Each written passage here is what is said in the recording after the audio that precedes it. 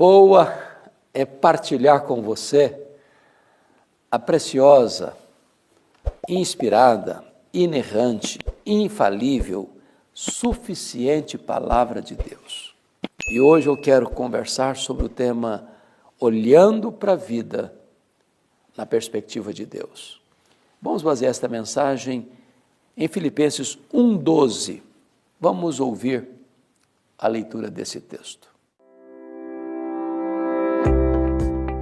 Quero ainda, irmãos, cientificar-vos de que as coisas que me aconteceram têm antes contribuído para o progresso do Evangelho. Às vezes nós olhamos para a vida numa perspectiva enviesada,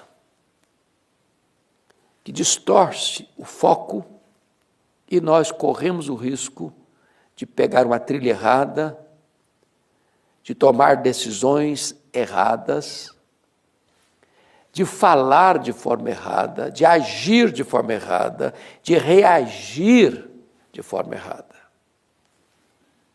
Às vezes nós vivemos a vida seguindo a opinião dos outros.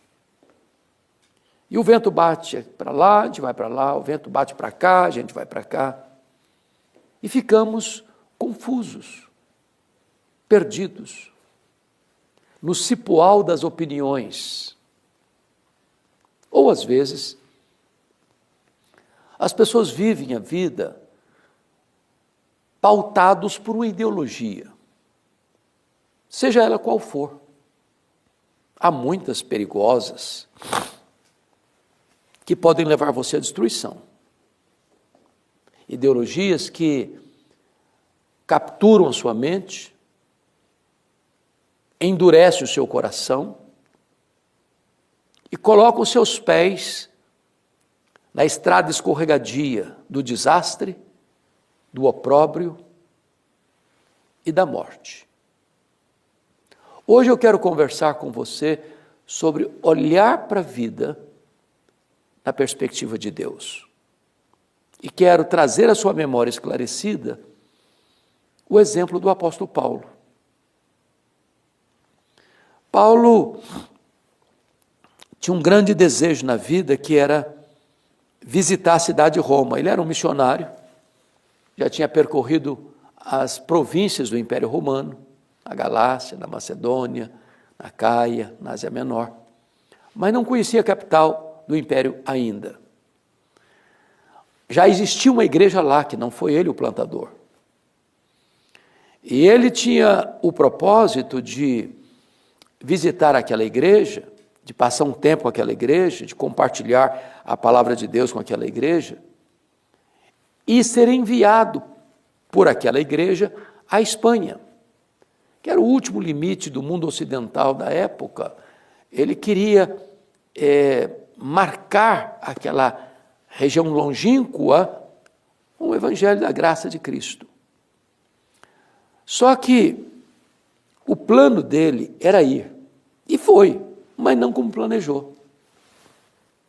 Na verdade, ele chega em Roma depois de um naufrágio. Ele chega em Roma depois de ser picado por uma cobra venenosa. Ele chega em Roma algemado e preso. Parece-nos, a princípio, que os seus planos haviam sido frustrados. Não era o que ele tinha planejado. A Bíblia diz que o coração do homem faz planos, mas a resposta certa vem do Senhor.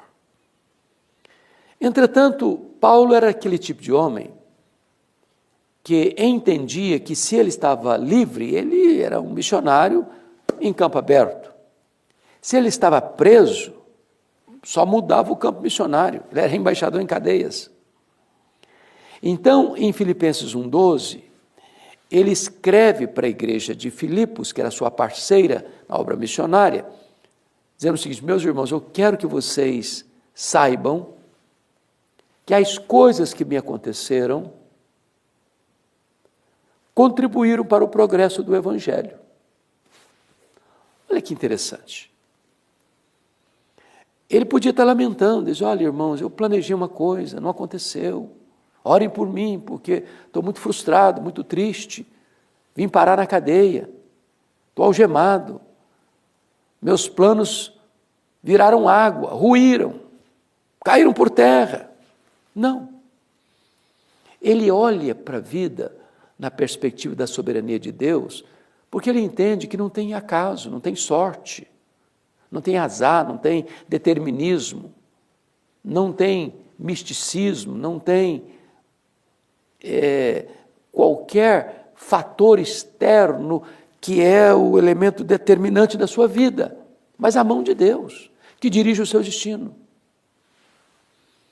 Então, ele diz para aquela igreja assim, olha, eu quero que vocês saibam disso, que as coisas que me aconteceram contribuíram para o progresso do Evangelho. Você podia até perguntar para ele, o que aconteceu, Paulo, com você? E ele poderia fazer uma síntese da sua própria vida, dizendo, olha, eu fui perseguido depois da minha conversão lá em Damasco. Quando eu cheguei em Jerusalém, eu fui rejeitado.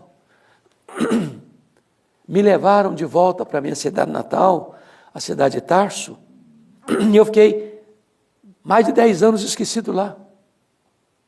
Quando eu fui para a primeira viagem missionária, eu fui apedrejado em Listra. Quando eu fui para a segunda viagem missionária, eu fui açoitado em Filipos. Por onde eu passei, enfrentei luta, escorraçado em Tessalônica, enxotado de Bereia, chamado de tagarela em Atenas, chamado de impostor em Corinto. Eu fui para a terceira viagem missionária e eu enfrentei feras em Éfeso. Eu fui levar uma oferta para os pobres da Judeia e eu fui preso em Jerusalém. Queriam me matar. E eu tive que ser levado para Cesareia, fiquei 2 anos lá preso, acusado. Tramaram contra mim para me matar, e eu apelei para ser julgado em Roma. Mas quando eu viajei para Roma, enfrentei um naufrágio. Conseguimos chegar numa ilha. O navio despedaçou todo. E aí eu fui picado por uma cobra. Eu cheguei aqui em Roma, preso, algemado. Mas eu quero que vocês saibam que as coisas que me aconteceram têm antes contribuído para o progresso do Evangelho. Esse homem olha a vida na perspectiva da soberania de Deus. E ele vai testemunhar para nós que, em virtude dele estar preso, 3 coisas ocorreram com ele. Primeiro, a igreja foi mais encorajada a pregar.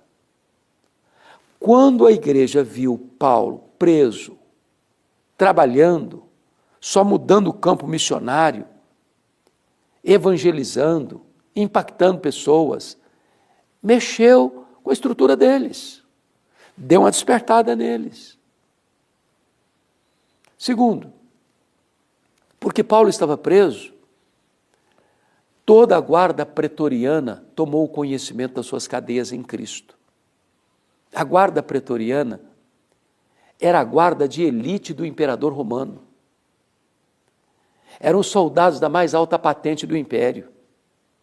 Eram 16 mil soldados da mais alta capacidade militar. E Paulo, como prisioneiro de César, estava lá, dentro dos redutos do palácio, algemado. E algemado com um soldado da guarda pretoriana em 3 turnos por dia, durante 2 anos. Isso possibilitou Paulo evangelizar toda a elite militar de Roma. Se Paulo estivesse solto, certamente ele não teria acesso à elite militar de Roma. Muitos soldados foram convertidos. E quando ele escreve a carta, capítulo 4, 22, ele diz assim, os santos vos saúdam, especialmente os da casa de César. Porque Paulo estava preso. Claro, ele não podia viajar, como era seu desejo e seu costume. Visitar as igrejas, plantar novas igrejas. Então, já que ele não podia sair, ele começou a escrever cartas. As cartas da primeira prisão. Efésios, Filipenses, Colossenses, Filemon. Verdadeiros tesouros, joias, que têm edificado a igreja ao longo dos séculos. Se Paulo estivesse solto, certamente ele não teria escrito essas cartas. Então, lição aprendida. Tem hora que você planeja uma coisa e não acontece. Tem hora que você espera algo e acontece o contrário. Mas às vezes você pensa que Deus perdeu o controle, a sua vida está à deriva. Não. Quando você pensa que a sua vida está de ponta cabeça, Deus pode estar escrevendo o capítulo mais importante da sua história. Olhe para a vida pelas lentes da providência e da soberania de Deus, para que estas circunstâncias, às vezes carrancudas e adversas, não roubem a sua alegria. Por saber que não tem acaso, é a mão de Deus que dirige o nosso destino. Para afirmar, como o próprio Paulo disse, sabemos que todas as coisas cooperam para o bem daqueles que amam a Deus, daqueles que são chamados segundo o seu propósito. Ou entender como Jó. Agora eu sei que tudo podes, e nenhum dos teus planos pode ser frustrado. Está na hora de você olhar para a vida na perspectiva de Deus. Eu vou orar com você.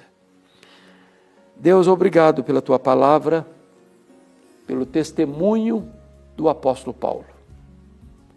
Aplica estas verdades, ó Deus, no coração das pessoas que agora nos assistem, pois oramos assim, em nome de Jesus. Amém.